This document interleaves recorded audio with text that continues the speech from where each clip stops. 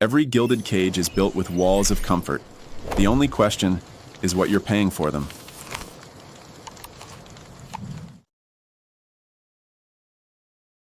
All right, today we're taking a deep dive into a pretty controversial book from 1997. It's called Mind Control, World Control by Jim Keith. And let me tell you, it lays out this incredible claim of a century-long conspiracy, one that supposedly weaves together history, science, and a whole lot of covert operations into one single staggering plot. So right off the bat, the book hits you with this line. Their shared objective has always been total control of the world. I mean, that really sets the stage, doesn't it? This is the core idea, the central thesis that everything else in the book just orbits around. The whole concept is a unified, long-term plan for total global domination. Okay, so just so we're all on the same page here, our goal in this explainer is to unpack the core arguments from the book. We're not saying this is true or false. We're just presenting the claims as they were written, to really understand the story it's telling. So, with that in mind, let's dive in. So, where do you even start with a claim that big? Well, the book first tries to answer the question of who. Who are these alleged architects of control? And according to the author, it's not some single shadowy figure hiding in a volcano lair. Nope. It's a whole network of powerful groups and influential families. And here they are, the Council on Foreign Relations, the Trilateral Commission, the Tavistock Institute, even Skull and Bones. Now, the book describes these groups as an evolving hydra with many heads. It's a powerful image, right? The idea is that even though they look separate, you've got finance, politics, academia, they're all supposedly part of the same body, all working towards that one single goal. Okay, but an operation like that would need some serious cash, right? So who's funding this hydra? According to the book, it all comes down to a handful of incredibly powerful banking families.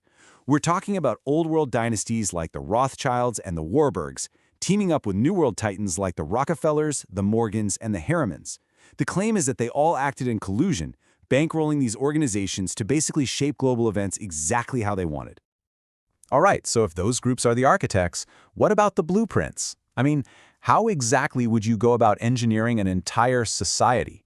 This brings us to the next piece of the puzzle. According to the book, the actual science, the psychological and social theories that it claims were basically weaponized. The book lays out this timeline to try and connect the dots.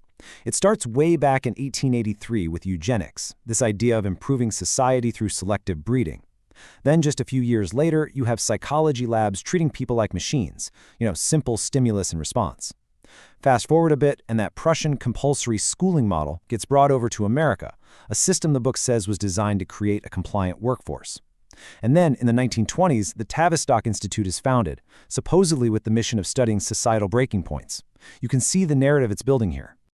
And that brings us to a really key concept the book attributes to Tavistock, something called social turbulence. The theory is, well, it's pretty dark. It suggests that the best way to control a population isn't to persuade it, but to traumatize it.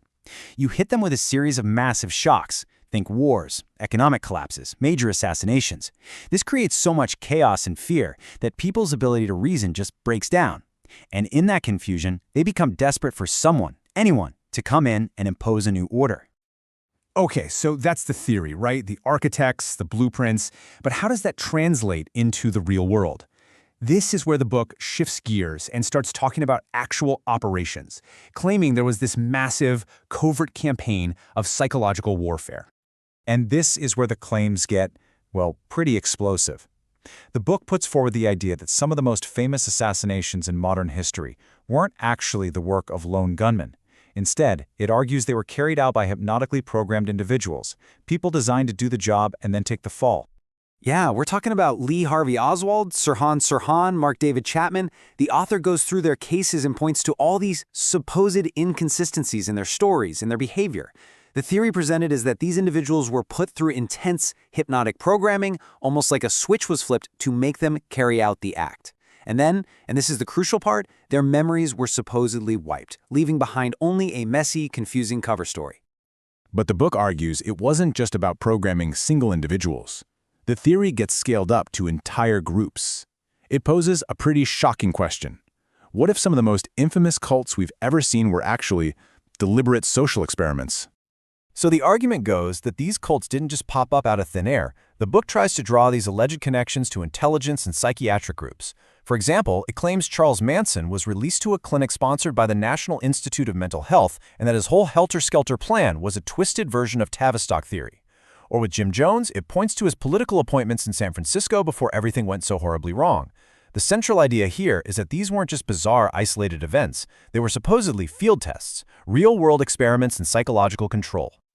Okay, so the book's narrative then jumps forward into the more modern era, and the argument is pretty straightforward. As technology got more advanced, so did the alleged methods of control. The whole game supposedly shifts from, hands-on hypnosis with one person at a time to hands-off mass-scale manipulation using technology.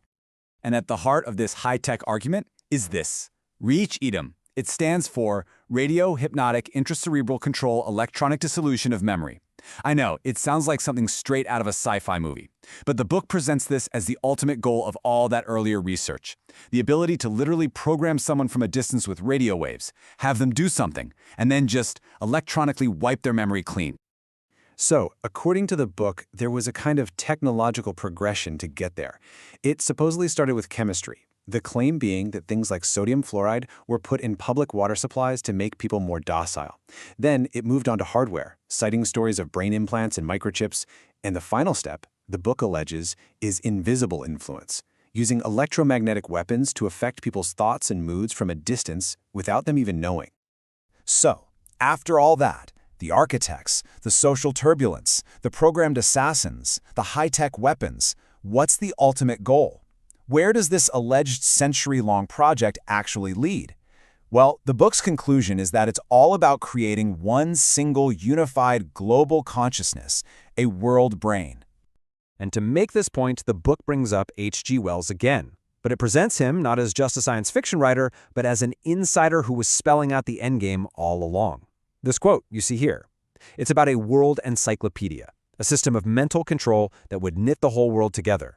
This is framed as the ultimate vision, one massive networked system that unifies all human thought into a single and therefore controllable whole. And that brings us right to today. Remember, this book was written back in 1997. It was describing this hypothetical plan for a global nervous network that connects every single person to one central body of information. So it leaves us with a really provocative question to think about. A quarter of a century later, when you look at the internet, what does it look like to you?